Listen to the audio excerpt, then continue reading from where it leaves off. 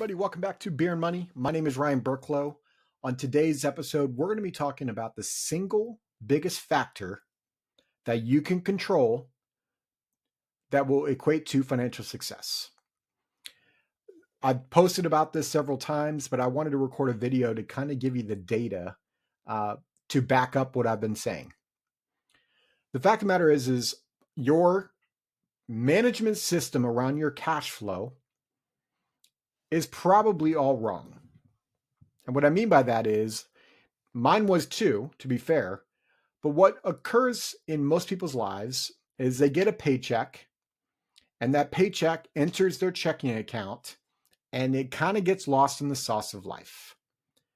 Yes, you might have some savings habits, right? You might save a couple $1,000s a month into certain accounts, but inevitably you probably spend that money, or maybe that money is just not as efficient as it could be over time. And the bigger issue is your income most likely goes up over 20, 30-year periods of time. And as your income goes up, what typically happens with your lifestyle? You guessed it, it goes up as well. So I want to go through the numbers of what that really looks like and how the smallest difference in your cash flow system can drastically change what your financial wealth looks like. So without further ado, I should have started with this, but make sure you are logging into the YouTube channel for this one, because again, we're going through the visual side of stuff today. If you're just going to listen to this in the car or just on your AirPods, I will do my darndest to articulate what I'm saying and read the numbers as we go along here. So let me pull this up. So we're going to start from scratch, right? I don't want to come in with anything prepared. I want to just go over what a lot of people look like from the standpoint of what they're doing with their money. Okay, so we're going to go with a 30-year time horizon. Let's just say we're going to go stereotypes here. Let's just say this person or this married couple is 35 years of age. They're going to work for the next 30 years, and maybe they'll retire at age 65 or want to stop working or have the option to stop working in 30 years. Okay. Let's look at this in an overly simplistic viewpoint. Let's just say their household income coming in the door is $200,000 a year. If I could spell here. So they've got $200,000 a year coming in the door. Let me ask you a question. Over a 30-year time horizon, do we expect their income to go up or go down over the next 30 years? Kind of a rhetorical question, because I've never heard anyone tell me no, especially over that time horizon. So it's going to go up. Now, what it's going to go up by, I have no idea. In this instance, I'm just going to use a 5% average increase over time. Now, for those of you who are going to get into the weeds, I realize that you might be thinking, well, I don't get a 5% increase every year. You're right, you may not. But there are years where you get a big pay increase, or maybe you change job and you get a $20,000, $30,000, $40,000 pay increase. So that might be a 10%, 15% or higher pay increase that given year. And then every other year might be that inflationary bump. So I think I'm going low here on a 5% increase. So we're looking at 5% increase every year on $200,000. Now let's look at this person's lifestyle, right? Like, what are they saving out of that $200,000? And let's just say they're saving 5%. So if they're saving 5% on $200,000, what that is that's $10,000. What that really means is they're not saving $190,000. So let me be clear about that. If they have $200,000 coming in the door per year, that's their income, and they're only saving 5% of their income, which is $10,000. So subtract $10,000 that they're saving from their $200,000 of income, that equates to $190,000. $190,000 is the amount of money that's leaving their balance sheet. That's taxes, vacation, mortgages. That's what they're spending. Insurance, all that kind of fun stuff. Now, most people, from a lifestyle perspective, if their income's going up by 5%, what do you think their lifestyle is going to do? You guessed it. It's going to go up by 5%. And so as we look at this, if we're looking at, so they're saving 10 grand a year, let's just say they're putting this in their 401k for simplistic sake. And let's just say they get a rate of return, and I'm going to make up a number here. Let's just say they get a 6% rate of return. We'll go conservative here, 6% rate of return on their $10,000. What this looks like over a 30-year time horizon is if they save 10 grand a year, and again, that inflation, that 5% increase, and they get a 6% return on their money, what that gives them in 30 years is $1.5 million. Now, in 30 years, $1.5 million, from an inflationary standpoint, obviously 1.5 30 years from now is a lot less money than 1.5 million today. But more specifically, this is what I want to really harp on in this. In year one, they make $200K a year. They spend $190, right? So their $10,000 grows from $10,000 to $10,600 based on that 6% return. Year two, again, they're getting that 5% average income. So it goes up to $210,000 of income. And their cash outflow, the money that they're spending, is $199,500. So now at the end of year two, they now have accumulated $22,366 with that 6% rate of return. I'm going to fast forward to year 30. In year 30, they would be making $823,000. And of that $823,000, they're spending $782,000. So they're not even saving $100,000, right? They're essentially this entire time, they're only saving 5% of their income. Now, some of you might be thinking, well, in year 30, the chances of them spending $782,000 of the $823,000 that they make is not likely. I'd have you question yourself on that statement. You'd be surprised how many people, I ask this question all the time, hey, what were you making 10 years ago? And they give me a really low number compared to what they're making now. And then I go, how has your lifestyle changed? And they say this exact same thing. Essentially, it's kept pace. Okay.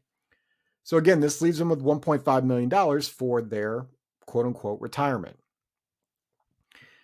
Here's one little thing that this couple can do. If they could manage their cash flow a little bit better, and I've talked about starting a wealth building account to do this. So if you have not listened to that episode, make sure you go to beardmoney.net, search wealth building account, and we go over how to set that up. To do this, to manage your cash flow better, let me ask you a question. So if their income is going up by 5% on average over the next 30 years, and currently we have their lifestyle also going up by that 4%, if they could manage their cash flow just a little bit better and have their lifestyle only go up by 4% instead of the 5% that we just showed, so just a 1% difference, and think about this for yourself.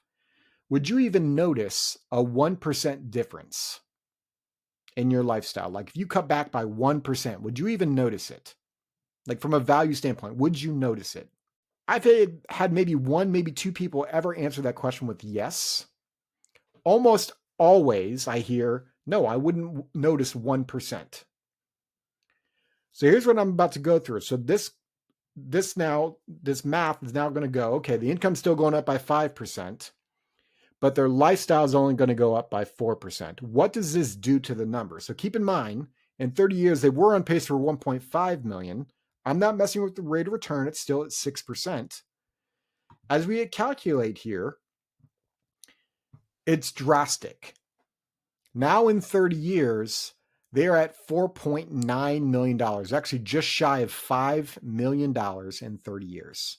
So they went from 1.5 to $5 million. That's over 3 times more money for themselves, more wealth to live the life that they want, from a 1% difference that they probably didn't even feel or realize. Let me go over the specifics as to why. Here's the key thing. Year one, they still, $200,000 came in, they saved $10,000, so $190 went out. Year two, $210 came in, but this time only $197.6 went out. And so as we scroll down, I'm going to go all the way to year 30, just like I did before. Same income number. Remember, the $823,000 is still coming in the door in this scenario. Here is the kicker. That 1% difference over time. In year 30, they're only spending $592, almost $593,000. Before, they weren't even saving $100,000 from the 823. Now they're saving over $200,000 per year. They've doubled their savings, which gives them a 4.9, almost $5 million nest egg in year 30 from a 1% difference of lifestyle that they didn't even realize or feel. I want that to sink in, because I really do think if we were going over like the biggest, and we are going over the biggest factor to financial success. Now there's other parameters here, and I realize, but like the key ingredient, and people are always talking about a savings rate or, saving money. That's the key ingredient here, but it's really, okay, you can't turn on your savings rate year one. Like you can't go from saving only 10 grand in this example to saving 30 grand. Like that just doesn't happen overnight normally. But if you can just monitor, if you have a system where like, okay, next year when my income goes up, I'm only increasing my lifestyle by 4%. And that's just your philosophy every year. This is what that can look like. So I wanted to share this with you. I hope this is valuable for you. Make sure you head over to beermoney.net. Several other episodes, specifically that wealth building account that helps you realize, because it's really hard. Like, again, we ask clients all the time, 10 years ago, what was your income? 10 years ago, now what's your income today? What's that lifestyle look like? If they had just put a system in place where they could actually monitor how much their lifestyle went up, it would be drastic difference for them. I hope this episode was valuable for you. As always, cheers. This podcast is for informational purposes only and is not to be construed as tax, legal, or investment advice. Although the information has been gathered from sources believed to be reliable, please note that individual situations can vary. Therefore, the information should be relied upon only when coordinated with individual professional advice. Guest speakers and their firms are not affiliated with or endorsed by Park Avenue Securities, Guardian, or Quantified Financial Partners, and opinions stated are their own. Guardian, its subsidiaries, agents, and employees do not provide tax, legal, or accounting advice. Consult your tax, legal, or accounting professional regarding your individual situation. All investments and investment strategies contain risk and may lose value. This material is intended for general public use. By providing this content, Park Avenue Securities, LLC is not undertaking to provide investment advice or a recommendation for any specific individual or situation, or to otherwise act in a fiduciary capacity. Please contact a financial representative for guidance and information that is specific to your individual situation. Ryan and Alex are registered representatives and financial advisors of Park Avenue Securities, LLC. OSJ 200 Market Street, Suite 1850, Portland, Oregon 97201. Phone number 503-221-1226. Securities products and advisory services offered through Park Avenue Securities, member FINRA, SIPC. Financial representatives of the Guardian Life Insurance Company of America, Guardian, New York, New York. Park Avenue Securities is a wholly owned subsidiary of Guardian. Quantified Financial Partners is not an affiliate or subsidiary of Park Avenue Securities or Guardian. Ryan Burklo, CA Insurance License Number 0K24924. Alexander Collins, CA Insurance License Number 0H24806. Pinpoint number 2024-172088. Expiration March 2026.